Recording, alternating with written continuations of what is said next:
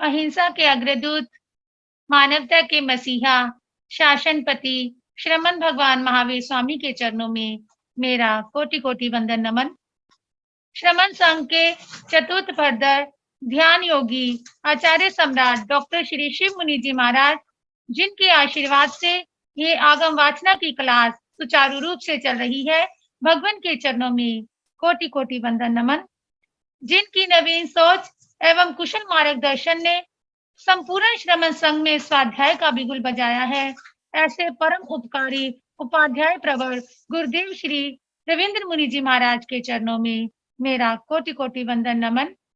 मोक्ष पथ के पथिकों की राह को प्रशस्त करने वाले आगम ज्ञाता, आगम पुरुष, उपाध्याय प्रवर गुरुदेव श्री जितेंद्र मुनि जी महाराज के चरणों में मेरा कोटि-कोटि वंदन नमन।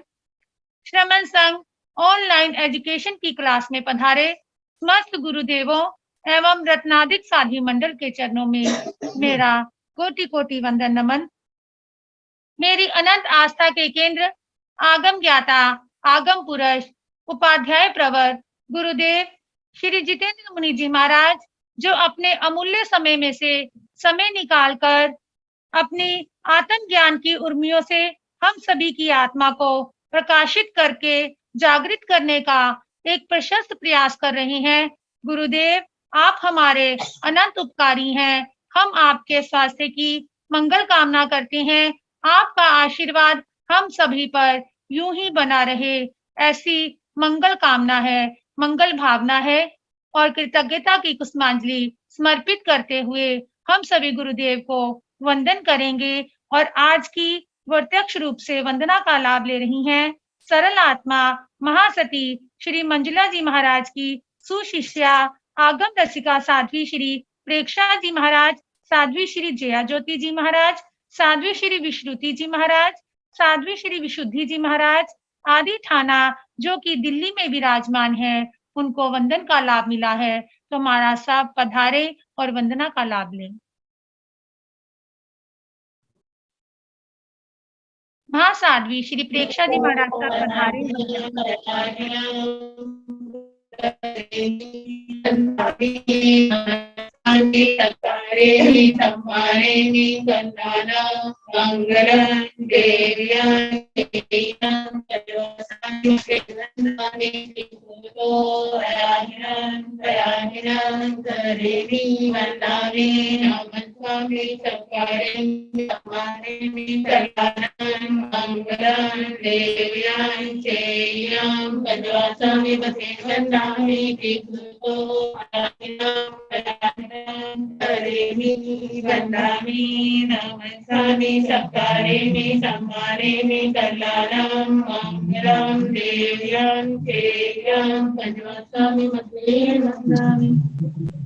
सबको सुख साता है।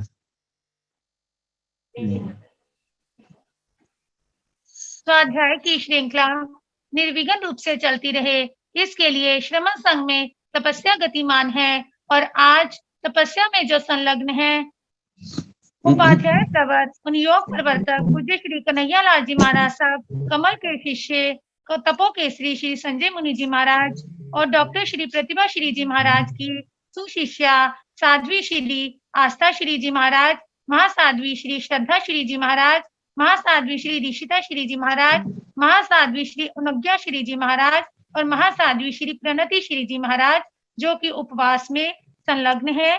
श्रुत भारती पंजाब सिंह महासाध्वी श्री स्वाति जी महाराज की सुशिष्या महासाध्वी श्री अर्चिता जी महाराज और डॉक्टर श्री प्रवीण जी महाराज की सुशिष्या महासाध्वी श्री हितांशी जी महाराज, जो कि उपवास में संलग्न है।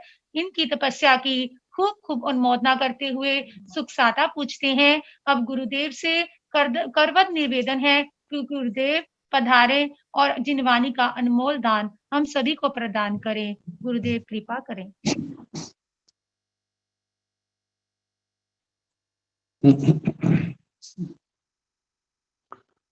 नमो अरिहंताण, नमो सिद्धाण, नमो आयर्याण, नमो ओवध्यायाण, नमो लोये सव साहुण एसो पंच नमोकारो सव पाव प्रणसनो मंगलानंत समय से पढ़ मंग हवाई मंगलम।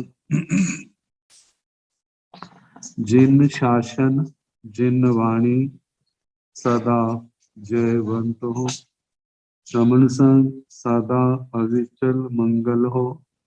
मुक्ति को प्राप्त श्रमण भगवान महावीर स्वामी, उनकी परम पावन कल्याणी भागवती वाणी वाचक प्रमुख श्री इंद्र भोति गौतम आदि गणधर भगवान योग प्रधानाचार्य परम पूज्य श्री सुधर्मा स्वामी जी महाराज, उनकी परम पावन पाठ परंपरा वर्तमान आचार्य ध्यान योगी परम पूज्य श्री शिव मुनि जी महाराज एवं गुरुजन सबके पावन चरण सरोजों में मेरा अनंत अनंत बार वंदना नमस्कार। आगम परिषद में विराजमान वरिष्ठ मुनिराज, अन्य मुनिवृंद, परम आदरणीय भगवती स्वरूपा महासाधुया जी, श्री उत्तराधीन सूत्र की वाचना प्रारंभ है। 30वां अध्ययन तपो मार्ग गति सुनाना प्रारंभ किया है। इसमें 12 प्रकार के तप का वर्णन आता है, जिसके प्रारंभ में ही कहा, जब आत्मा अर्थात ये तप लगातार इस प्रकार चलता रहे तो अनादि काल से जितने भी कर्मों की परंपरा चल रही है उसको पूर्ण रूप से क्षय कर देता है। तो ये संयम और तप, जिसके अंदर अपना सारा मोक्ष मार्ग समाया हुआ है, तो उसमें अनशन का वर्णन सुना चुके हैं। अब उनोद्री तप का वर्णन चल रहा। प्रारंभ होगा ओ मोयरियं पंचहा समासेन वियाह्यं दभ्येत कालेन भावेन पज्जवेहीय। ओ मोयरियं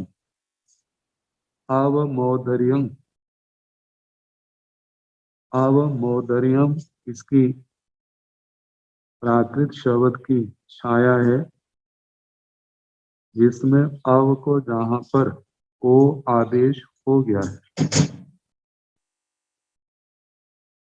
अवम ओम ओदर्यम ओदरिकम उदर से संबंधी कहा जाए। उनोद्री तप जो है संक्षेप से 5 प्रकार का कहा है। दभ्येत कालेन भावेन पज्जवेहीय, द्रव्य से, क्षेत्र से, काल से, भाव से और पर्यायों से, ये 5 प्रकार का कहा है। तपस्याओं का अलग अलग स्थानों पर वर्णन है, लेकिन जहां पर अलग प्रकार से उसी बात को अलग ढंग से वर्णन किया गया है। जैसे द्रव्य, क्षेत्र, काल, भाव और उसके साथ पर्याय जोड़ दिया। तो जो जस उ आहारो तत्तो ओमं तू जो करे, जहन्ने नेग स्थिताई एवं द्रव्येण उ भवे। द्रव्य की अपेक्षा से उनोद्री तप का जहां पर वर्णन किया जा रहा है, जो जस उ आहारो जस जिसका जो ऊ आहारो जो आहार है, मतलब जितना आहार जो अपनी भूख के अनुसार लेता है, तत्तो उससे ओमम कम तू जो करे जो करता है, मतलब जितना आहार लेता है उससे जो कम करता है। जहन्नीण एक सिथाई, जघन्य से एक सिक्त, एक कवल, एक ग्रास आदि जितना भी कम करता है उतना ही उसकी द्रव्य उनोद्री आएगी। एवं द्रव्य भवे, इस प्रकार द्रव्य से उनोद्री है। इसके संबंध में पहले विस्तार से बता चुके हैं कि कवलाहार 32 कवल का आहार, 28 का, 24 का, और उसमें बताया था एक कवल छोड़े, एक ग्रास छोड़े तो जघन्य उनोद्री करे, जघन्य उनोद्री, और एक करे शेष छोड़ दे तो उत्कृष्ट अनोद्री। जैसे पुरुष के 32 कवल, बहनों के 28, नपुंसक के 24, तो इसी के अनुसार पुरुष 8 छोड़ता है, बहनें 7 छोड़ती है, नपुंसक के 6 छोड़े जाते हैं तो चौथाई अनोद्री। ऐसे 16, 14, 12 इतना करे तो आधी अनोद्री, और 8, 7, 6 छोड़े, मतलब इतना करे बाकी छोड़े तो कौन अनोद्री, इस प्रकार कहा जा सकता है। तो इस प्रकार कहा, एक ग्रास एक कमल छोड़ता है तो जघन्य से जघन्य अनोद्री, और उसके हिसाब से जितना छोड़ता जाएगा उतना उसके अनोद्री तप बढ़ता जाएगा। तो ये द्रव्य अनोद्री। अब दूसरा है क्षेत्र। गामे नगरे तह राय हानि, निगमेय आगरे पल्ली, केटे कपड़ंग तोण मुह, पट्टन मडम्ब संबाहे, आसम पये बिहारे, सन्निवेशे समाये घोषेय, थाली सेना खंदारे, सत्थे संबट्ट कोट्टेय, वाड़े सुब रथासु व घरेसु व एवं मित्यं खेतं, कप्पाई उ एवं माई एवं क्षेत्रेण उ भवे। क्षेत्र से उन्नोत्री, क्षेत्र में जो स्थान गिनाए हैं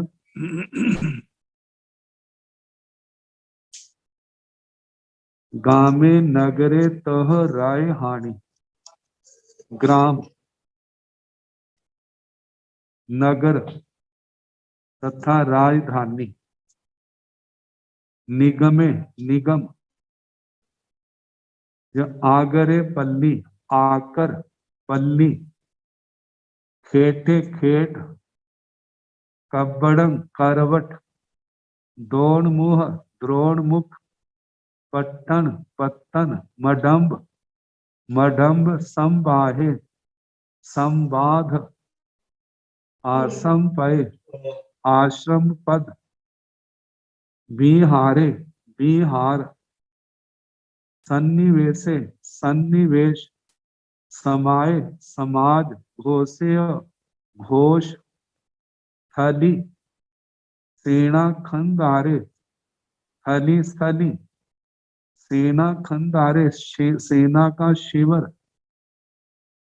छावनी, सत्थे संबट्ट कोट्टे और सत्थे सारथ, संबट्ट संबर्त, कोट्टे और कोट, बाड़ेसु बाट बाट, बाड़ावा जा पाड़ा, रथासु रथ्या गली, घरेसु व घर, एवं मित्यं खेतम, इतने क्षेत्र में, कप्पायु एवं आई, इतने क्षेत्र में मेरे को गोचरी को जाना कल्पता है, मतलब इतने में जाऊंगा।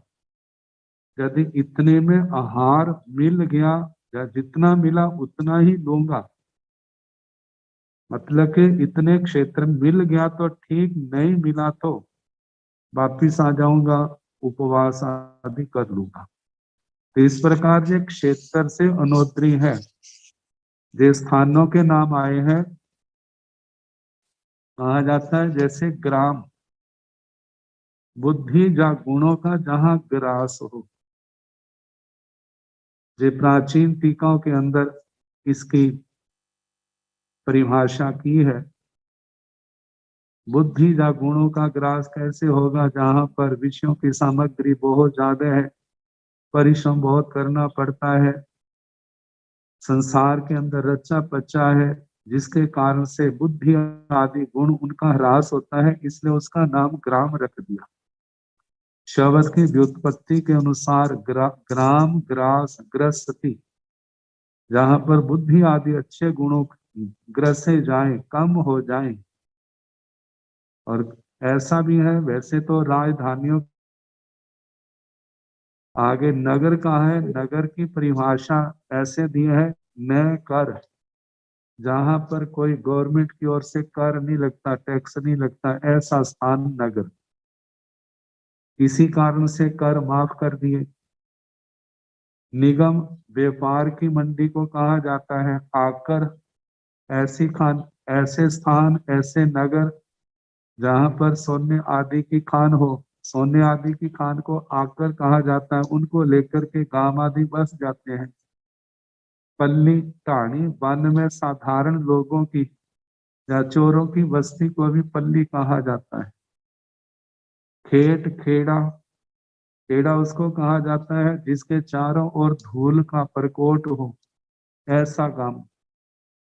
मतलब चारों ओर धूल मिट्टी जमी हुई है, जैसे ऊंचा स्थान बन गया है, जैसे पहाड़ी होती है छोटी और उसके बीच में लोगों की बस्ती है। करवट, कस्बा, छोटा नगर, द्रोणमुख, बंदरगाह अथवा आवागमन के जल स्थल, उभय मार्ग वाली बस्ती, ऐसे स्थान जहां से जल में से भी लोग आ जाते हैं। कई स्थान ऐसे होते हैं समुद्र आदि का पानी बिक रहा है, एक और फैला हुआ है, तो अब यदि नावा आदि का सहारा हो तो जल के मार्ग से आ जाते हैं। यदि नहीं है तो उन लोगों को उस स्थान पर आने के लिए घूम करके आना पड़ता है। तो जल और स्थल के दोनों मार्ग हैं। ऐसे स्थान समुद्रों के किनारे मिल जाते हैं। तो ये तो द्रोणमुख आ गया। आगे पत्तन, जहां सभी ओर से लोग आकर रहते हो। मडम्ब, जिसके निकट 2.5 कोस तक कोई ग्राम ना हो। संवाद, जहां ब्राह्मण आदि चारों वर्णों की प्रचुर संख्या में बसती हो। बिहार उसको कहा जाता है जहाँ कोई मठ हो, सन्यासियों का स्थान, जहाँ देव मंदिर हो। सन्निवेश, पड़ावजा, मोहल्ला या यात्रियों का विश्राम स्थान है। समाज, सभा या परिषद स्थली, ऊंचे टीले वाला या ऊंचा स्थान। घोष, ग्वालों की बस्ती को कहा जाता है। सार्थ, सार्थवाहों का चलता फिरता पड़ाव।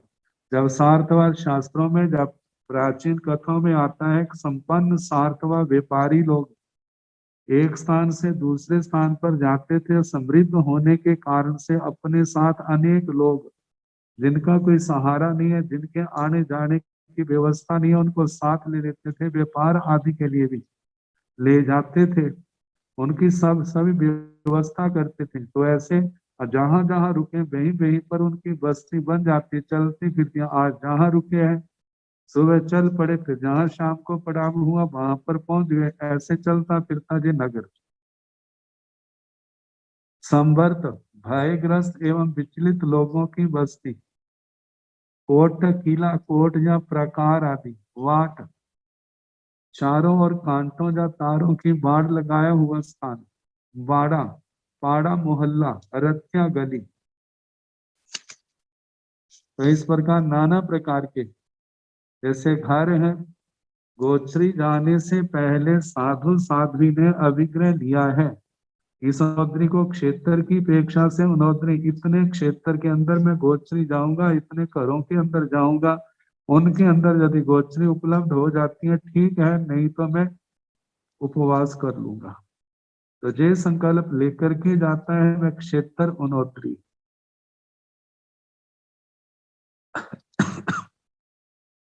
आगे प्रमाया पेड़ाय अर्ध पेड़ा गोमूत्री पयंग बिहिया चेव समुखा वट्टा आया गंतु पच्चा गया छठा। ये दूसरी पेक्षा से क्षेत्र अनोद्री का वर्णन किया है। एक तो पहला बताया है, अब दूसरा बताया है पेटा अर्ध पेटा पेड़ाय अर्ध पेड़ाय। पेड़ा का मतलब पेटा, जहाँ ट को ड हो गया। आगे अर्ध पेड़ा अर्ध पेटा गोमूत्री गोमूत्री का पयंग बिहिया चे पतंग वीथिका समुखा वट्टा शंखा वरत आय गंतुम आयत गंतुम पच्चा गया छठा। मतलब कि आते हुए घरों को फरसना, जाते हुए घरों को पर फरसना इस प्रकार की, जिसको आयत गत्वा प्रत्यागता, ये पर 6 प्रकार के क्षेत्र से उनोत्री।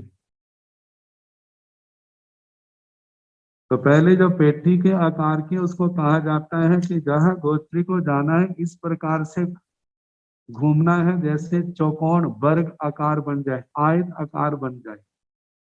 एक किनारे से चले हैं फिर दूसरे किनारे पर पहुंच गए हैं, फिर उससे अलग दिशा में चले गए, फिर उससे अलग दिशा, ऐसे जैसे आयताकार या वर्गाकार ऐसे बन जाए, ऐसे गोचरी को जाना। अर्ध पेटा जो है, अर्ध पेटी आधे का आकार का, जैसे पेटी का जो पहले पेटी का आकार बनाया था उसका आधा कर देना। गोमूत्रिया गोमूत्रिका, अब इसमें कहा जाता है कि ऐसे गोचरी करना, मतलब कि टेढ़े मेढ़े होते हैं, जैसे पहले घर लिया है फिर दूसरी लाइन का, फिर पहली लाइन का, फिर तीसरी लाइन का, इस प्रकार से गोचरी करना। पतंग बिहिया का मतलब है पतंगे के समान, एक घर से ले लिया 4-5 घर छोड़ दिए, फिर एक घर से ले लिया फिर 4-5 घर छोड़ दिए, फिर उसके बाद लिया जो अपने अपने संकल्प अभिग्रह के अनुसार चला है। तो जब जो है पतंगा उड़ता है, एक जगह से उड़ा है दूसरी जगह बैठ गया, वहां से उड़ा तीसरी जगह और जाके बैठ गया। तो इसी प्रकार अनेक घरों को छोड़ते हुए गोचरी लेना आता है कि जाते हुए, मतलब कि 2 लाइनें हैं, जैसे एक लाइन से फरसते हुए और दूसरी लाइन में आते समय फर्श देना। तो इस प्रकार, और इसका ऐसा भी होता है जाते हुए फरसना, आते हुए नहीं फरसना। तो इस प्रकार ये भी क्षेत्र के अनुसार से क्षेत्र उनोत्री।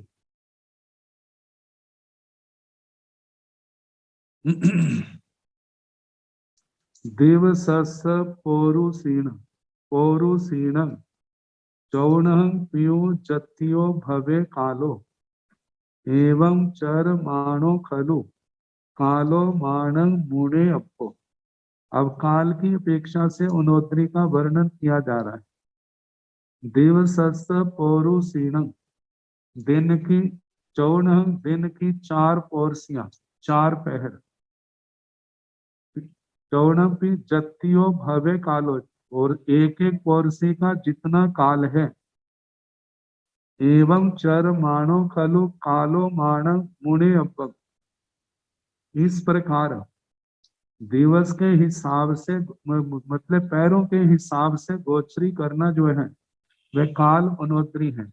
जिसके संबंध में कहा जाता है कि 4 पहर हैं, 4 में से किसी एक पहर में गोचरी को जाना, बाकी का त्याग करना। जैसे इसमें जाए तो शेष 3 का त्याग, तीसरे में जाए तो शेष 3 का त्याग, चौथे में जाए तो शेष 3 का त्याग। अहवा तई आए पोरिसिये ऊन आई घास में संतो चौ भाग ऊणाए व एवं कालेण उ भवे। अथवा काल की अपेक्षा से दूसरा विकल्प बताया कि तीसरी पोरसी में जो उत्सर्ग मार्ग है, कि तीसरी पोरसी में गोचरी को जाना है, तो उसमें पोरसीय ऊन आई, पूर्ण पौरसी नहीं, उसमें से कुछ समय कम कर देना। घासम ऐसन तो भिक्षा की ऐशना करते हैं, चौ भाग गुणाई, जैसे उसमें चौथा भाग पौरसी का चौथा भाग कम कर दिया। एवं कालेणु भावे, इस प्रकार काल की अपेक्षा से जो उनोतरी है, मतलब भिक्षा का एक पहर रखा, जैसे तीसरा पहर है तो तीसरे पहर में कुछ समय कम कर दिया कि इतने कम समय में ही गोचरी लेकर के आ जाना, गोचरी करना, फिर अपनी दूसरी क्रिया है, चाहे स्वाध्याय है या और क्रिया है, उसमें लग जाना। आचार्य श्री आत्माराम जी महाराज फरमाते हैं जो उत्सर्ग नियम से है, बाकी जिस जिस क्षेत्र में साधु साध्वी विचरते हैं उसके अनुसार अपनी व्यवस्था कर लेते हैं। उसमें ये होता है कि गोचरी को भी जाना है तो गोचरी में काल की अपेक्षा से उसमें क्या हो, कम समय में अपना गोचरी आदि करके उससे निवृत्त होकर के अपनी धर्म क्रियाओं में उन्हें लग जाना, तो ये काल की अपेक्षा से उन्नोतरी है। आगे फरमाया है भाव, इत्थि वा पुरीसो वा अलंकियो वा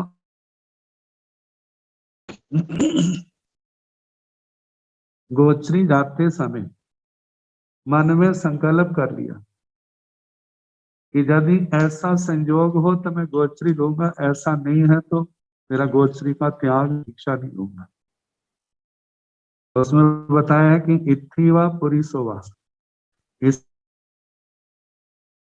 वा किसी अन्य अवस्था का, अन्यर अवत्थो मतलब कि किसी भी अन्य, चाहे बाल हो, युवा हो, वृद्ध अवस्था हो, इनमें से कोई एक अवस्था वाला, अन्यरेण व बत्थेण, या किसी इस प्रकार के वस्त्र पहने हो उससे लेना है।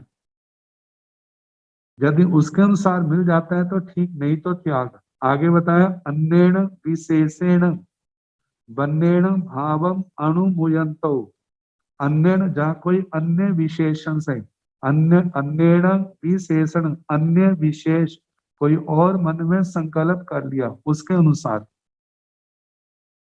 बन्नेण जहाँ वर्ण से, भावम अणुमुयंतो भाव की अनुमोदना करता हुआ, मतलब इस प्रकार का यदि ऐसा संयोग हो, ऐसा गोचरी देने वाला मिले तो ग्रहण करूंगा, अन्यथा नहीं। एवं चर मानो खलु, इस प्रकार भिक्षा के लिए विचरता हुआ भावो मान मुनियब्बो, वह भाव से उन्नोतरी तप होता है। मुनियब्बो ज्ञातव्य, जानना चाहिए। इस प्रकार चार प्रकार का। अब पांचवा प्रकार है द्रव्य खेते काले भावमीय आहियाऊ जे भावा ए ओम चरओ पज्जव चरओ भवे भिक्षु।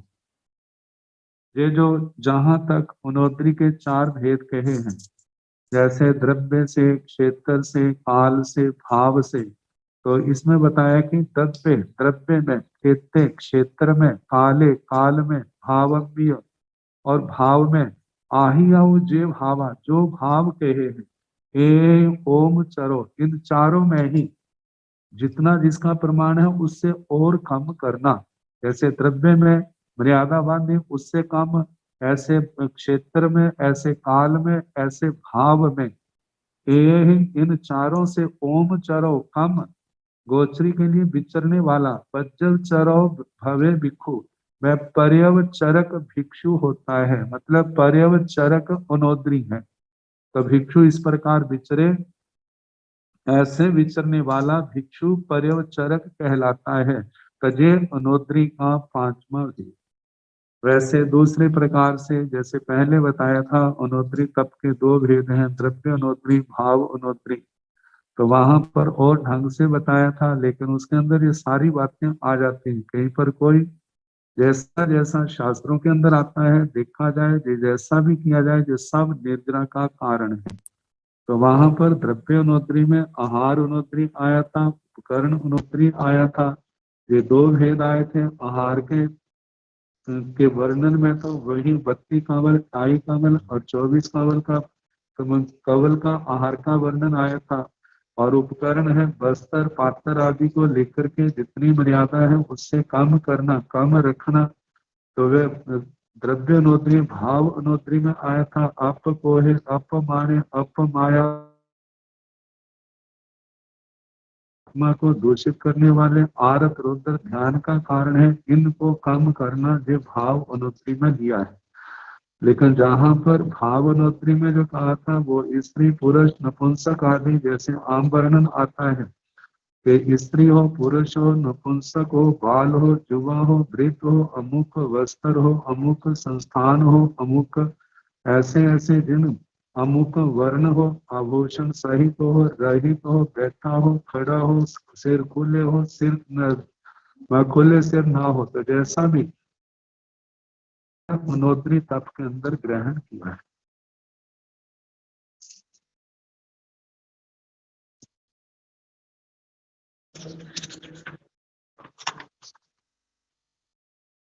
भिक्षाचरी तप। अट्टवीह गोय रक्तंतु ताः सत्येव एषणा अभिगहाय जे अन्य भिक्षार्य माहिया। अट्टवीह गोय रक्तंतु, 8 प्रकार का गोचराग्र जो क्षेत्र भिक्षाचरी में कहा था 6 प्रकार कहे थे, तो जिसमें पेटी है, अर्ध पेटी है, आगे शंख, श्रृंगाटक, गोमुतिया, पतंगवतिया, जाते फरसना, आते नहीं, जाते फरसना तो आते नहीं, आते हुए फरसना तो जाते हुए नहीं फरसना। ऐसे जो 8 प्रकार की गोचरी का वर्णन किया है, तो ये कहा कि 8 प्रकार का गोचर आगर। अगर प्रधान कह देते हैं, प्रधान अर्थ आता है, तो इन 8 प्रकार में से कोई संकल्प लिया है उसके अनुसार गोचरी को जाना दे। भिक्षाचरी पहला ताहा सत्यव एषणा, तथा 7 एषणाएं अभिगहाय चे अन्य, जो अन्य भी अविग्रह हैं, भिखार्य माहिया, जे भिक्षाचरी तप। अवगृहिता प्रगृहिता उचित धर्मा, संश्लिष्टा के संबंध में आता है कि खाद्य वस्तु से लिप्त हाथ या बर्तन से भिक्षा लेना गोचरी को गया है। अब देने वाला वस्त्र जो उसके पात्र है, कड़छी आदि है, जो पदार्थ दे रहा है पहले ही उससे लिप्त है, या देने वाला अपने परिवार वालों को दे रहा है, और इस प्रकार से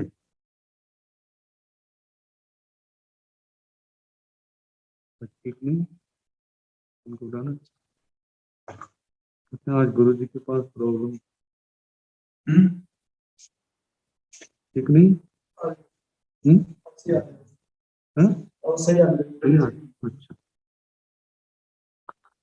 तो संश्लिष्टा खाद्य वस्तु से लिप्त हाथ या बर्तन से भिक्षा लेना। यदि ऐसा है, संकल्प करके जाते हैं, गोचरी को गए हैं, यदि गोचरी देने वाला मतलब उसके वो उसके हाथ भोजन आदि से, बर्तन कड़छी आदि है, और जिस बर्तन से दे रहा है यदि वो खाद्य पदार्थ से लिप्त होंगे, इस विधि से देगा तो ले लूंगा, अन्यथा नहीं। दूसरा असंश्लिष्टा का है कि अलिप्त हाथ या पात्र से भिक्षा लेना। इसमें ये भी आता है जिसके हाथ आदि लिप्त नहीं है, पात्र भी लिप्त नहीं है। इसमें ऐसा भी आता है कि जैसे जिस वस्तु को दिया जा रहा है वो उसका लेप सूखी वस्तु होने के कारण से न हाथों को लेप लगता है न बर्तन को लगता है। उत्थिता जो तीसरा है, इसमें कहा जाता है गृहस्थ द्वारा स्वप्रयोजन वश पकाने पात्र से दूसरे पात्र में निकाला हुआ आहार लेना। गृहस्थ ने एक बर्तन से निकाला है और दूसरे में रखा है, उसमें से कोई दे तो लेना, अन्यथा नहीं। अल्प लेप वाली जैसे चना, चिवड़ा आदि रुखी वस्तु लेना। अवगृहिता खाने के लिए थाली में परोसा हुआ आहार लेना, मतलब किसी ने खाने के लिए लिया है लेकिन खाना शुरू नहीं किया है, और खाना शुरू करने से पहले ही यदि कोई साधु साध्वी आता है और वो उसको बेनती करता है साधु साध्वी को बेनती करते हैं तो वो ऐसा आहार लेना, प्रगृहिता रोसने के लिए कड़छी या चम्मच आदि से निकाला हुआ आहार लेना, उचित धर्म ऐसा भोजन अमनोग्य या त्याज्य, मतलब जो गृहस्थ जो है भोजन को गिरना चाहता है लेकिन वो खाने योग्य है, तो ऐसा साधु जो है जिसने ऐसा संकल्प लिया कि ऐसा भोजन मिलेगा तो मैं ले लूंगा अन्यथा नहीं लूंगा। तो ये 7 प्रकार की चेष्टाएं हैं आहार के संबंध में। तो इस प्रकार का अभिग्रह लेकर के जो भिक्षा करते हैं उनका जो भिक्षाचरित तप है। रस परित्याग, खीर दही सप्ती आई पानीय पान भोजन परिवचन रसायन तो भणियं रस विवचन। रस परित्याग तप, तो इसके संबंध में कहा है कि जैसे जे गृष्ट पदार्थ है खीर दही सप्पी माई पनीयम पान भोजन। खीर का मतलब क्षीर दूध, दही दधी, सप्पी माई सर्पी घी आदि। आगे पनीयम पान भोजन प्रणीत गृष्ट भोजन पानी, परिवज्जन रसायन तु और रसों का परित्याग। ये जो त्याग है भणियं रस विवर्जन, जे रस विवर्जन रस परित्याग तप कहा। क्षीर दूध दही घी आदि प्रणीत सनिग्ध पौष्टिक भोजन पानी आदि है और रसों का त्याग करना जे रस परित्याग तप। पांचवा है ठाणा वीरासन आया जीवसौ सुहा बहा उगा जहा धरिजन की काय किलेश माहियम। काय क्लेश पांचवा तप है ठाणा वीर आसन आयु स्थान आसन आदि, जैसे वीर आसन में ऐसे कोई भी जिनको बैठने में जोर लगता है, लेकिन इन आसनों से शारीरिक क्षमता भी बढ़ती है, तपस्या भी है, जिससे काय के लिए तप से कर्मों की निर्जरा भी होती है। तो सामान्य से तो कहा जाता है कि शारीरिक कष्टों को समता से सहन करना और शरीर को कष्ट कह सहने में समर्थ बनाना। तो कहा जाता है कि वीर आसन आदि, जैसे कुर्सी पर बैठा है, कहा जाता है कि कुर्सी पर बैठा है लेकिन कुर्सी वहां से हटाने पर भी उसी अवस्था में बैठा रहे, ऐसे आसन को वीर आसन कहा जाता है। ऐसे पद्म आसन है, गोदु आसन है, किसी एक आसन में लंबे समय तक बैठने का अभ्यास करना, जिसके कारण से शरीर पर जोर तो पड़ता है लेकिन उसको समता से सहन करना, ये काय क्लेश तप के अंदर आ जाता है। कहा ये वीर आसन आदि स्थान जो है आसन है जीव के लिए सुखा वह है, सुखकारी है। उग्र जहाँ धरी जाती, उग्र जैसे धारण किए जाते हैं। काय क्लेशं तम आह्य, ऐसा जो तप है काय क्लेश है, मतलब काया के माध्यम से कष्ट को समता से सहन करना, ये काय क्लेश तप है। जिन जीवों के काय क्लेश तप सहने का अभ्यास आता है, मानो कभी ऐसा परिसय और उपसर्ग आता है तो वो उन उपसर्गों से परिसयों से जल्दी घबराते नहीं है। तो इसलिए कहा जाता है कि इसका भी मुमुक्षु आत्मा जो है अभ्यास करते। आगे प्रति संलीनता छठा तप है। एगंत मणावाय इति पशु विवर्ज्य शयनासन सेवनिया विविध शयनासन। जो विविक्त शयन आसन है इसके संबंध में कहा जा रहा है एगंतम मणावाय, एगंतम मतलब एकांत स्थान हो, अनावाय मतलब जहाँ पर लोगों का आना जाना ना हो, इत्थि पशु विवर्ज्य जहाँ पर स्त्री पशु आदि का निवास ना हो, ऐसे शयन आसन सेवनिया, ऐसे शयन आसन का सेवन करना जो है विविक्त शयन आसन है। तो इस प्रकार 6 प्रकार का बाह्य तप का वर्णन हुआ। ये 6 प्रकार का बाह्य तप भी है जो ये महानिर्जरा का कारण है। वैसे जहाँ पर केवल विविक्त शयनासन का ही वर्णन किया है, लेकिन और आगमों के अंदर 3 भेद इसके और भी कहे हैं, जैसे इंद्रिय प्रति संलीनता, कषाय प्रति संलीनता, योग प्रति संलीनता और ये विविक्त शयनासन। विविक्त शयनासन का तो वर्णन हुआ, जैसे इंद्रिय प्रति संलीनता है कि जो जहां पर इंद्रियों के विषय जो है तड़क भड़क वाले हैं, मन में चंचलता पैदा करने वाले, इंद्रियों में चंचलता पैदा करने वाले, आत्मा में असमाधि के कारण है, ऐसे स्थानों को छोड़ देना। मानो कभी अचानक ऐसा संयोग हो जाए तो उस समय अपने आप को संभालना, राग द्वेष से अपने आप को बचा के रखना, निर्लिप्त रहने का प्रयास करना। और कषाय प्रति संलीनता के अंदर कहा जाता है कि ऐसे प्रसंग उपस्थित नहीं करना जिससे कषायों की उदीर्णा हो। कषायों की उदीर्णा होती हो ऐसा नहीं कर, कषायों की उदीर्णा नहीं करना। मानो कषाय उदय में आए हैं तो उनको समता से, शांति से, धैर्य से शांत करने का प्रयास करना।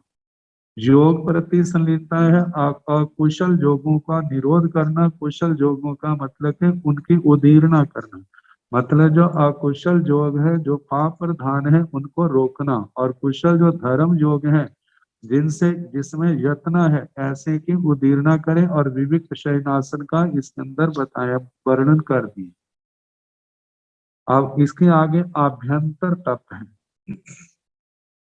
एसो बहिरंग तवो समासेन वियाहियो आभ्यंतरं तवं एतो बुच्छामि अणुपुब्बसो। एसो बहिरंग तवो, जे बाहिरंग तप है, समासेन वियाहियो, संक्षेप से जिसका वर्णन किया गया है।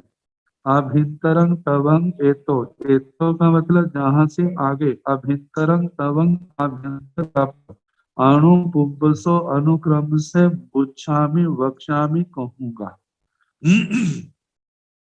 भगवान कहते हैं जहां तक बाह्य तप का वर्णन हुआ, अब इसके आगे आभ्यंतर तप का वर्णन किया जाएगा।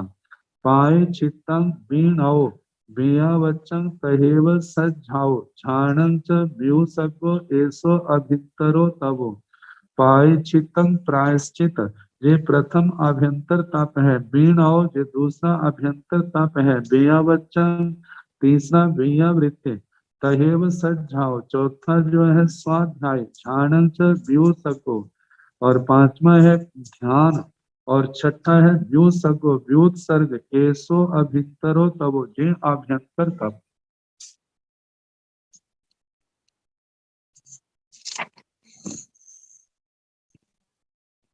प्रथम प्रायश्चित। प्रायश्चित आदि शब्दों का वर्णन, विवेचन पहले कई बार आ चुका है, लेकिन जहां पर दिया जा रहा है तो प्रायश्चित का क्या स्वरूप है। आलोयनारिहायं पाय चित्तं तो 10 बीहम, जे भिक्षु बहई संबम पाय चित्तं तमाहियम। आलोय आलोयनारिहायं, आलोचनारह, मतलब वह प्रायश्चित जिसके केवल आलोचना मात्र से दोष का शुद्धिकरण हो जाता है। तो कहा आलोचनारह, आगे कहा आयं आदिकम, ये 10 प्रकार का है। आलोचना, प्रतिक्रमण, तदुभय, विवेक, व्युत्सर्ग, ताप, छेद, मूल, अनवस्थाप्य, पारांचिक। जब 5 प्रकार के आचार का वर्णन किया था तो चारित्राचार में, मतलब के तपाचार में, 12 प्रकार के तप में जब तप का वर्णन आया था तो उसके अंदर आलोचना आदि के प्रायश्चित के 50 भेदों का विस्तार से वर्णन किया था। 10 कारणों से जो मुमुक्षु है, जीव के दोष लगते हैं चारित्र में, साधना में। 10 कारणों से अपनी आलोचना करता हुआ दोष लगाता है। 10 गुणों वाला आत्मा अपनी आलोचना करता है। 10 गुणों वाले के आगे अपनी आलोचना करनी चाहिए। लगे दोष की निवृत्ति के लिए, शुद्धि के लिए भगवान ने 10 प्रकार का प्रायश्चित कहा है।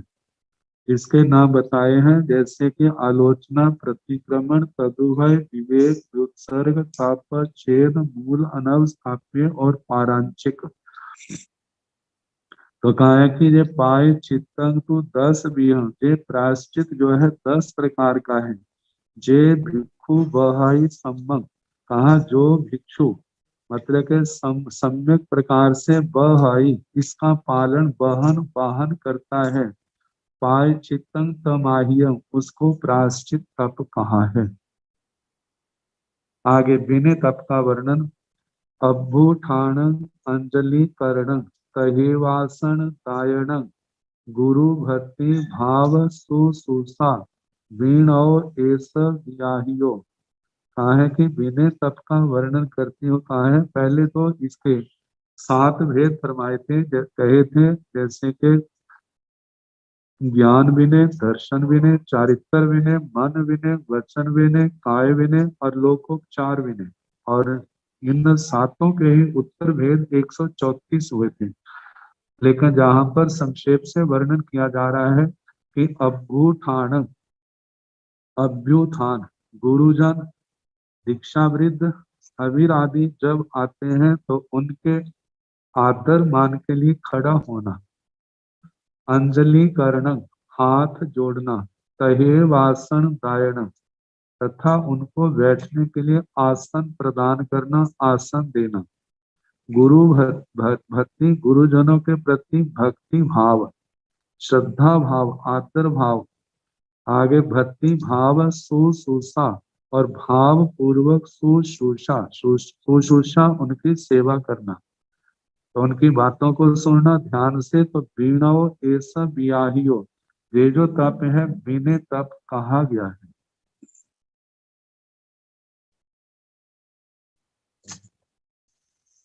अब इसके आगे बिया वृत्ति का वर्णन है। इसके संबंध में कल जैसे होगा सुनाने का प्रयास किया जाएगा। नमो अरिहंताण नमो सिद्धाण नमो आयर्याण नमो वैधयाण नमो लोए संसाहुण एसो पंच नमो कारो सब पावपण सणो मंगलानंद सम्मेति परमं हरि मंगलम श्री चतारि मंगलम हरिहंता मंगलम सिद्धा मंगलम साहु मंगलम केवली मनतो धम्मो मंगलम चतारि लोकोत्तमा हरिहंता लोकोत्तमा सिद्धा लोकोत्तमा साहु लोकोत्तमा केवली मनतो धम्मो लोकोत्तमो चतारि शरणं प्रवज्जामि हरिहंते शरणं प्रवज्जामि सिद्धे शरणं प्रवज्जामि साहो शरणं प्रवज्जामि केवले सनातनं धम्मं शरणं प्रवज्जामि। 4 शरण सुख करने दुख करने मंगल करने और करना नहीं कोई, जो भव हानि हाथ करे सबको जथा योग्य वंदना सुख सा।